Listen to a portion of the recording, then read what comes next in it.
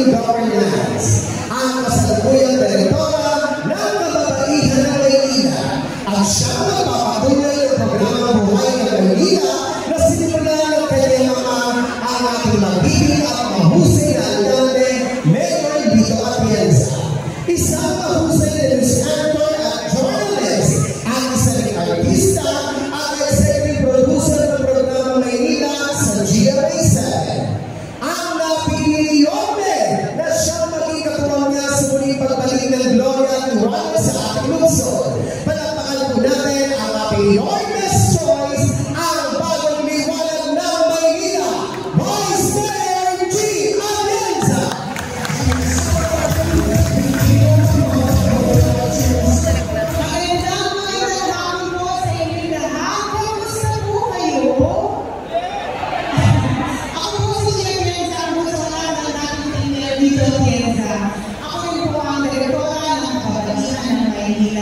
Isang organisasyon na binuo ng aking mga magulang 40 years ago. Ako meron ng dito na kasama namin sa Buhay ng Maynila. Ito'y nag-uumpisa. Ako po yung maliit na bata na nakasunod sa aking mga nangangarap. Hindi ko nakakalain, makapalawang kakatuloy na sa inyong mga kapisan. Pero kaya rin ang aking kapatid na si Kuya Kim. Hindi natin po si Kuya Kim. Sino po ang mas guwapo? Si Kuya Kim o si Kuya Kim? Ay, ano? Hindi ko po sasabihin sa Kuya Kim na sinabi mo si Kuya Kim. Alam ko gaya po nakakapatid na si Kuya Kim ang huli po ay nasa television na ng isang broadcast journalist. Pero sa totoo po, ang pangalan sa buhay ay hindi isang mission po. Ngunit hindi po yung nais ng tuparan kaya ako sabi sa Panginoon kung saan na niya ako kayo yung nalalim. Hindi ko na lang ang mission na ito. Kaya nga po ay may isang broadcast journalist, ang trabaho po ng pitong taon ay umikot dito sa ating bansa. Para po nilang kwento ng mga kapatid natin na pag-iwanan sa laylayan ng Lipunan. Ngunit, isang bagay na nakaprasan po pag-ikot ko dito sa inyong distrito, hindi pala kailangan lumayo. Dahil minsan, ang ating mga kababayan na may hinahin, gaya ng mga inang na kailangan pagkamot ang kanilang mga anak, ngunit walang gamot sa healthcare centers o walang gamot sa mga hospital. Simple hindi magayon lamang ng kunting tulong para makakabuhay ng kanilang mga anak, minsan hindi pa po napapilihan. Kaya sabi ko nga, kahit sa mga tayo pumunta, kung ang gobyerno hindi marunong makinig sa tao, ika nga iyon nga pa rin ang tao. Kaya, nung tinanong po ni Yorme kung maaari niya ako maging katama bilang vice-alcalde, ang unang kong ginawa ay nando pa rin kami ng puso at pinagkalaban. Dahil bilang isang broadcast journalist, meron po akong mga advocacy. Sila po ang sektor ng aking lipunan na nagkatiwanan at sila po ang aking pinayaan. Pero ako yun, alam ko na ang tawag mo sa aking ama ay Bula. Laki. Nakakalain po ba na lagi siya nakasuot ng floral forum shirt? Mahilig po kasi siya talaga sa bula. Gusto ko kayo ako sa inyo. Ako po ang gusto sa kanya ng magkakapatid at alam po na po ang pamilya ko na pagkakuhay ko ngayon sa isang bagay kahit pamagkapilang ang buong pamilya ko. Hindi mo ako nakalimutan. Eh kailan? Nung naurahan ko nila na ako hindi natapat ni Yorme bilang vice-alcalde, pinaguluhan ko nila ako. Nalaman ko na ipapasok daw po sa akin ang polo shirt ng aking ama. Dahil nagsabi nila si Ali daw dati ang tumakbo, sinuotin ko. Eh dahil ayokong suotin, inunahan ko po silang lahat. Kaya kinabukasan, may malaking ulangan ako ang aking. Hindi ko alam. Alam niyo, kaya po ako rin ulang ang aking dinig. Dahil naniniwala ko sa pagiging puso. Di ba sabi ng Panginoon na tayo pantay-pantay sa kanya? Ano po ba ako? Totoo po yan. Ngunit isang bagay na ako nasagot sa aking trabaho, hindi ko lakas ang panglaban ng lahat. May nangiiwanan po na sektor ng tao, sila po ang mga sektor na aking tinayaan at pinaglaban. Ang unang sektor na yan ay ang mga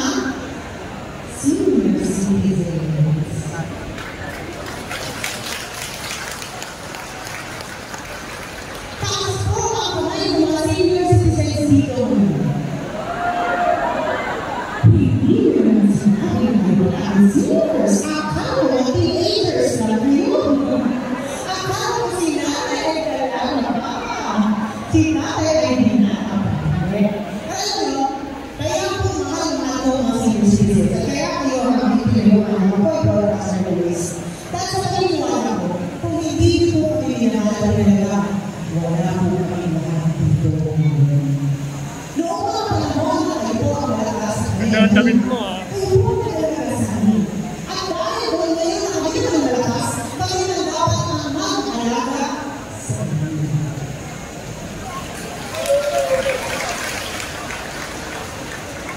Tingnan ko po, yung mga iwan-iwan kayo sa kaya ng kailangan nakita ko.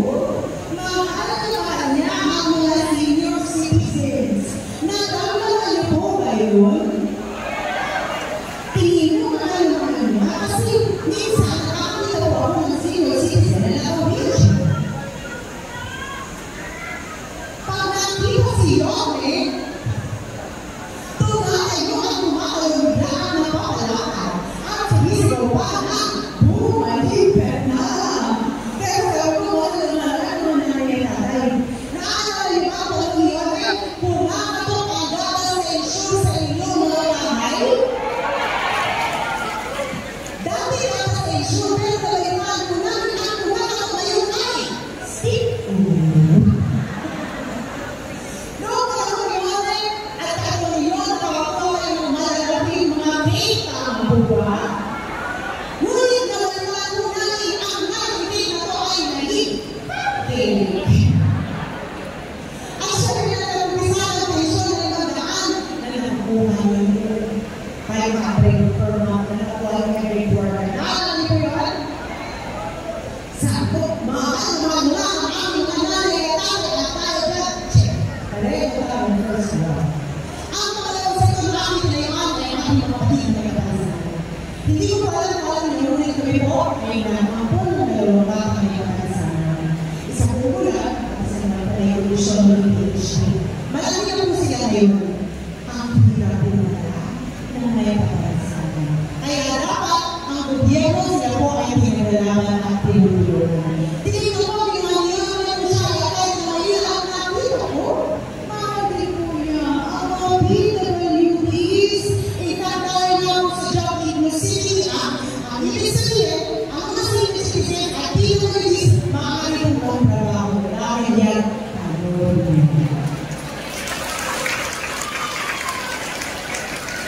Ang pangalawang sektor na aming pinayaan ay Calabao. Alam mo siya na ay batang mundo. Nakapura ako. Alam mo, alam siya ng mundo. Ako naman po ay batang bukid.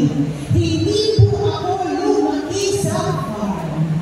Ako po ay lumaki sa St. Andrew's Field. Ano na po sila?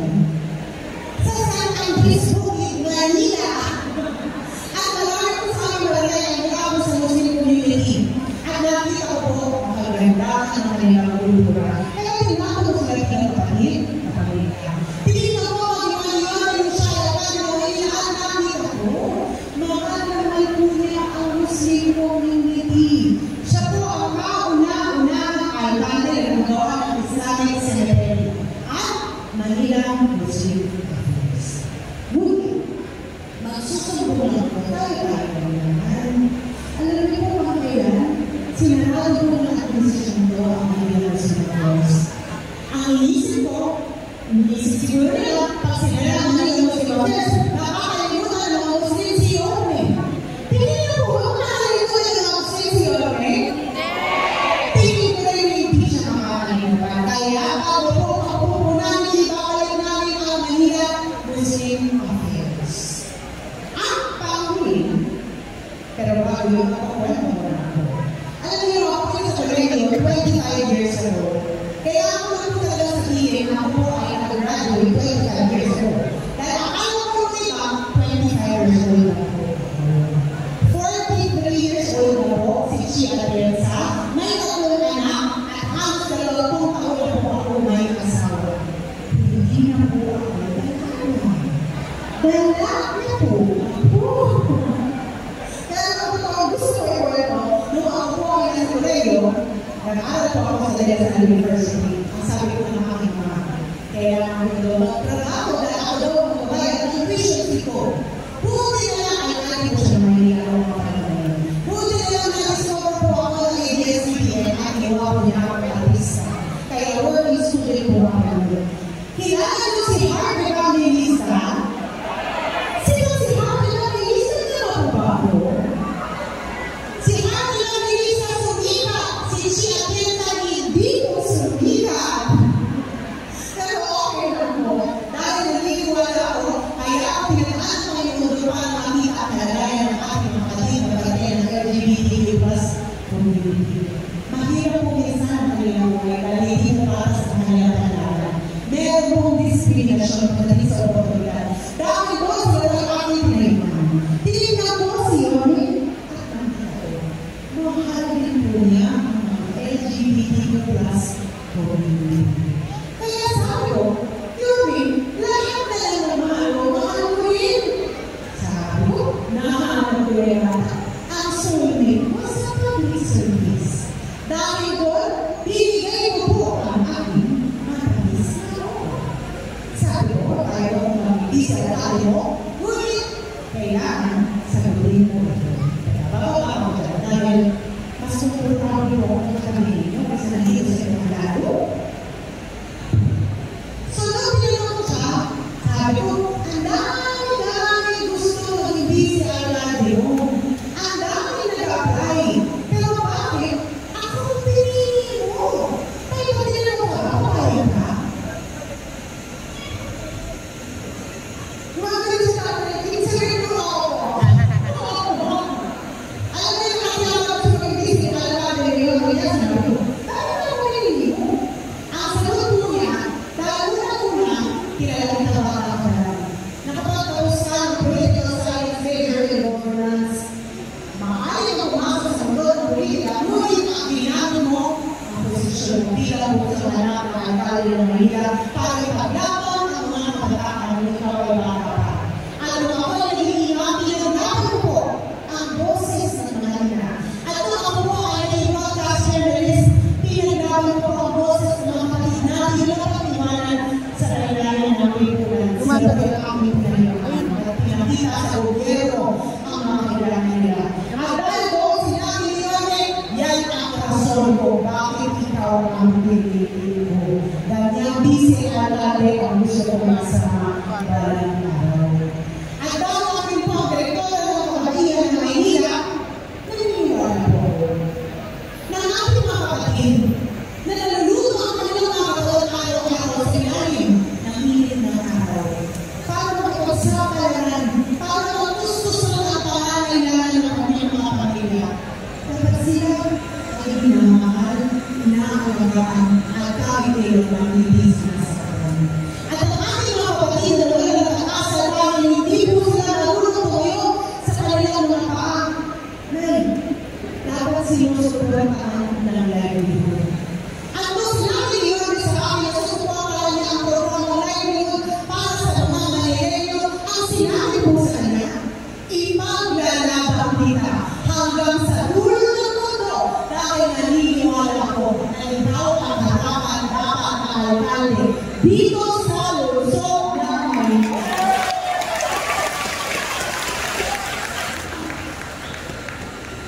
Alam mo, pag umiikot kami sa bawat distrito dito sa Maynila, bawat sulok, bawat barangay, isa lamang po ang laging sinisigaw ng lahat ng tao.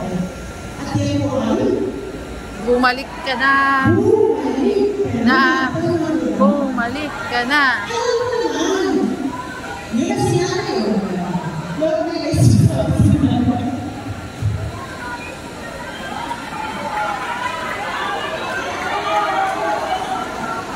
Alam ko, kaakibat ng sigaw nila nanay. Dahil gusto nyo na bumalik ang pagmamahal ng lungsod ng Maynila at maramdaman na kayo ay parte ng gobyerno na mapakinggan muli. At alam ko, nalinis nyo na ang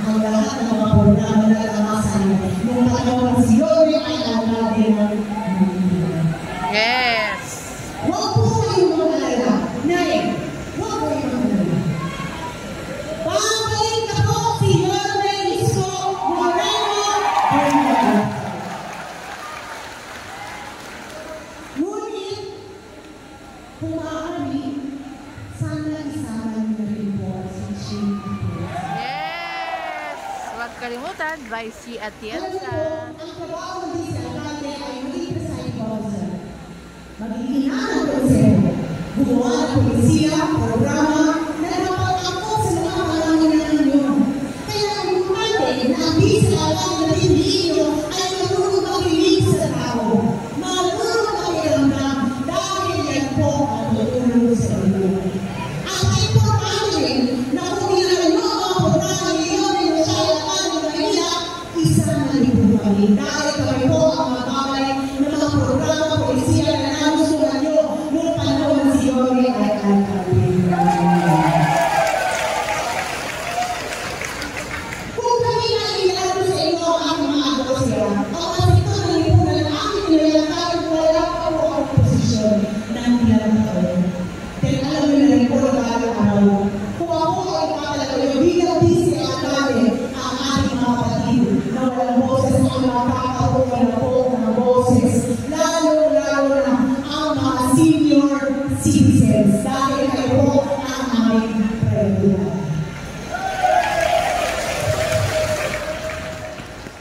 Alam mo naman rin po kung bakit sumisigaw kayo mga nanay na tatay na bumalik si Yori. Unang-una, sa lahat ng administrasyon na pinagdaanan nyo, alam mo naman natin kayo na siya ang pinakamagaling na naging alcalde dito sa Maynila. Ang alam ko rin na gusto ninyo na kung bawat araw kayo ay lilisan dito sa mundo, gusto ninyo siguraduhin na ang inyong pamilya, mga anak, mga apo ay mapupunta sa mga kamay na magmamahal at makakalaga sa kanila. Huwag po kayong mag-alala dahil yan po ang kasulong bakit kayo nandito para siguraduhin na ang inyong mga tao na nandito kayo maraming kayo ang pagmamahal mula sa Luzon.